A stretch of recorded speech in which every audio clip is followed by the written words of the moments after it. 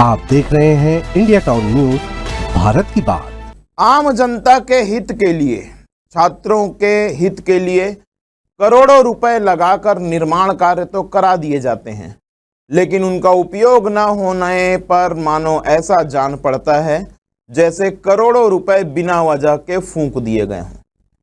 ठीक ऐसा ही एक निर्माण है 2 करोड़ के छात्रावास का, जो शिफ्टिंग न होने की वजह से अब खंडहर में तब्दील होने लगा है और शराबियों का जमावड़ा वहां लगा रहता है। नमस्कार, मैं हूं अजय सोनी और आप देखना शुरू कर चुके हैं इंडिया टाउन न्यूज, भारत की बात।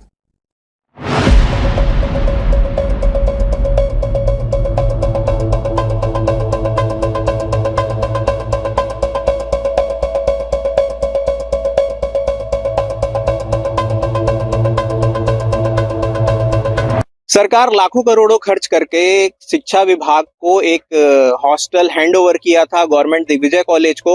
अभी रख रखाव के अभाव में इसकी स्थिति इस कदर हो गई है कि जैसे कोई भूत बंगला हो। जी हाँ, ये मेरे सामने आप जो देख पा रहे हैं ये एक छात्रावास है जिसको छात्रों के लिए या छात्राओं के लिए बनाया गया था। अभी इसकी स्थिति ये है कि अंदर से देखने पे ये पूरा खंडहर नजर आ रहा है। यहाँ पे जो भी चीजें सुविधाएं दी गई थी वो रख रखाव के अभाव में कबाड़ हो चुकी है और लगातार यहाँ पे असामाजिक तत्वों का डेरा भी देखा गया है। अंदर में विभिन्न प्रकार के जो असामाजिक जो तत्व है वो सारी चीजें यहाँ पाए गए हैं। इसके अलावा यहाँ पे सबसे बड़ी चीज जो देखी गई है कि यहाँ के सिक्योरिटी के नाम पे यहाँ पर कुछ भी नहीं है। केवल एक चौकीदार है जो जब तक रहता है तब तक रहता है, उसके बाद यहाँ देखने वाला, पूछने वाला, परख करने वाला कोई भी यहाँ पे मौजूद नहीं है। यहाँ की स्थिति इतनी बदतर हो चुकी है, आप देखेंगे कि बाउंड्री वॉल का निर्माण केवल आधा किया गया है और आधा से ज्यादा जो बाउंड्री वॉल का निर्माण है वो अभी भी अधूरा पड़ा हुआ है। राजनांदगांव में विद्यार्थियों के लिए पेंड्री राजनांदगांव से करीब 6 किलोमीटर की दूरी पर है। मेडिकल कॉलेज के सामने की यह बात है। राजनांदगांव के पेंड्री में करीब 2 करोड़ की लागत से छात्रावास का निर्माण किया गया है, लेकिन 2 करोड़ के इस छात्रावास में 2 विद्यार्थी भी मौजूद नहीं हैं। यही कारण है कि छात्रावास अब खंडहर में तब्दील हो चुका है। कॉलेज प्रशासन भी शिफ्टिंग को लेकर गंभीरता नहीं दिखा रहा है, जिसके चलते छात्रावास पूरी तरह से उपयोग विहीन साबित हो रहा है। खिड़कियां टूट चुकी हैं, पंखे चोरी हो चुके हैं, पूरे बिल्डिंग में जाला लग चुका है, वह खंडहर बन चुका है और देर रात शराबियों का ऐशगाह साबित हो रहा है। दोस्तों आप देख सकते हैं ये रूम है, यहाँ पे ताला तक नहीं लगा हुआ है और अंदर का हाल आप देख लीजिए। यहाँ पर ये इस तरीके से यहाँ पे जालेनुमा स्ट्रक्चर है चारों ओर। ये तो है कि चोर अभी यहाँ तक पहुंच नहीं पाए हैं, जिसकी वजह से बचा हुआ है।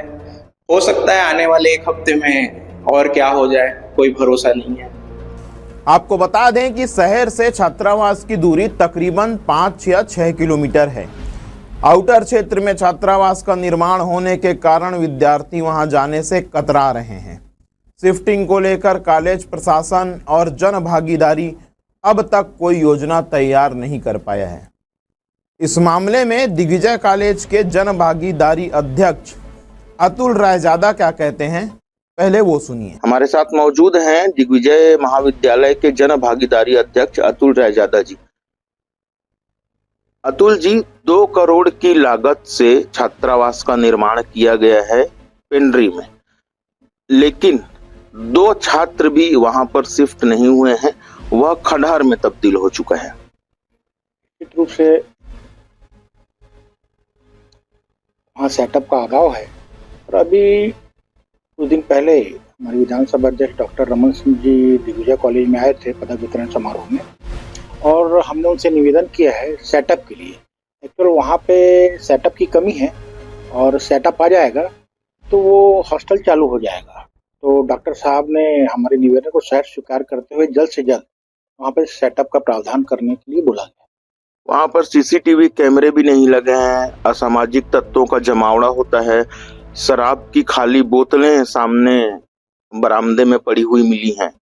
वही मैं आपको बता रहा हूँ कि सेटअप के अभाव के कारण ये दिक्कत आ रही है, क्योंकि वहाँ पे अभी एक चौकीदार है, उसका भी जो वेतन होता है वो जन भागीदारी से ही दिया जाता है। बिल्कुल, वेतन से याद आया कि उस चौकीदार को विगत 8 माह से भुगतान नहीं हुआ है। इंडिया टाउन के कवरेज के दौरान चौकीदार ने अपनी समस्या हमारे सामने रखी। अगर ऐसी कोई बात है, ये तो मेरी जानकारी में नहीं है, आपके माध्यम से पता चला है। और अगर उसको वेतन नहीं मिला है 8 माह का, तो निश्चित तौर पे कल जाके मैं इस बात की तहकीकात करता हूँ और उसको तुरंत वेतन दिया जाए। दूसरी बात, शहर से तकरीबन 6 किलोमीटर दूर छात्रावास बनाया गया है। जब 6 किलोमीटर दूर बनाया गया है तो क्या पहले कुछ प्लानिंग नहीं हुई थी कि आने जाने में छात्रों को दिक्कतों का सामना करना पड़ेगा? कॉलेज से बहुत ज्यादा दूर है छात्रावास, कि आनन फानन में ही 2 करोड़ की राशि फूंक दी गई। अब ये सवाल, क्योंकि अब मैं जन भागीदारी अध्यक्ष हूँ विगत 6 माह से, अब इसके पूर्व की सरकारों को इस बात को सोचना चाहिए था।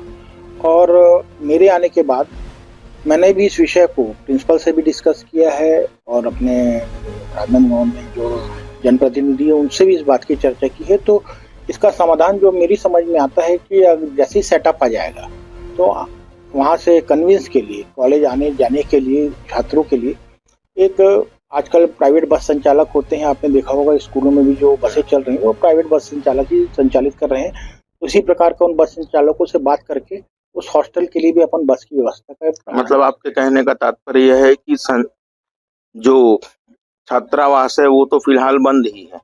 यदि छात्रावास चालू होगा, वहां बच्चे शिफ्ट होंगे तो बस की व्यवस्था भी की जाएगी। जी बिल्कुल। करोड़ों की लागत से बने छात्रावास को असामाजिक तत्व नुकसान पहुंचा रहे हैं। खिड़कियों में लगे कांच को तोड़ दिया गया है और रात होते ही छात्रावास के सामने शराबियों का जमघट लग जाता है। मौजूदा स्थिति यह है कि छात्रावास में एक विद्यार्थी भी रहने को तैयार नहीं है। दिग्विजय कॉलेज में पढ़ने वाले छात्र छात्राओं के लिए अलग अलग छात्रावास का निर्माण किया गया है। बालिकाओं के लिए कॉलेज के ठीक सामने बालिका छात्रावास बनाया गया है जहां छात्राएं रह रही हैं, लेकिन पेंड्री में बने बालक छात्रावास में जाने से विद्यार्थियों ने दूरी बना ली है। क्यों? बड़ा सवाल क्यों? कारण आपको बताता हूं, कई कारण हैं, कुछ कारण गिनाता हूं। क्योंकि शाम 6 बजे के बाद पेंड्री में सन्नाटा पसर जाता है, क्योंकि पेंड्री क्षेत्र में पहले भी मारपीट और लूटपाट की गई घटनाएं हो चुकी है, क्योंकि आउटर में होने की वजह से शहर की सुविधाएं वहां पर नहीं मिलती, क्योंकि रात होते ही वहां पर शराबियों का जमघट लग जाता है, क्योंकि लगातार आसपास के लोगों से, असामाजिक तत्वों से स्थानीय लोगों का विवाद हो जाता है। और यही कारण है कि विद्यार्थी वहां जाने से बच रहे हैं। आम जनता के हित के लिए, छात्रों के हित के लिए करोड़ों रुपए लगाकर निर्माण कार्य कर दिया गया, लेकिन उसकी उपयोगिता शून्य है। इस मामले में हमने दिग्विजय कॉलेज के प्रिंसिपल से बात की, छात्रों से बात की, किसी के पास किसी भी प्रकार का कोई माकूल जवाब नहीं है। शिक्षा विभाग में हैंडओवर हो चुका है। और उसके बाद में हम लोग 3 चौकीदार थे। कुछ दिन किए उन लोगों ने 5-6 महीना, फिर बैठ गए वो लोग पेमेंट नहीं आने के कारण। अब मैं कैसे छोड़ता सर? तो अभी ये दिग्विजय कॉलेज को मिला है ये हॉस्टल? जी पहले से ही है, हैंडओवर हो चुका है। अच्छा। हैंडओवर होने के लिए 4-5 साल हो गए, 4 साल। तो अभी यहाँ की स्थिति क्या है? स्थिति अब यहाँ कुछ साधन नहीं है, चौकीदार नहीं है, मैं अकेला हूँ। और अकेला इसलिए हूँ कि यहाँ पूरा कचरा और पूरा जंगल था। तब से मैं यहाँ 8-9-10 साल हो गए यहीं पर। तो ये बाउंड्री वाल जो है ये अभी बन रहा है, पहले नहीं था? नहीं था, अभी बन रहा है। मैम अभी जो छात्रावास बनाया गया है उसको लेके क्या तैयारियां चल रही है? वहाँ पे जो अनियमितताएं देखी जा रही है?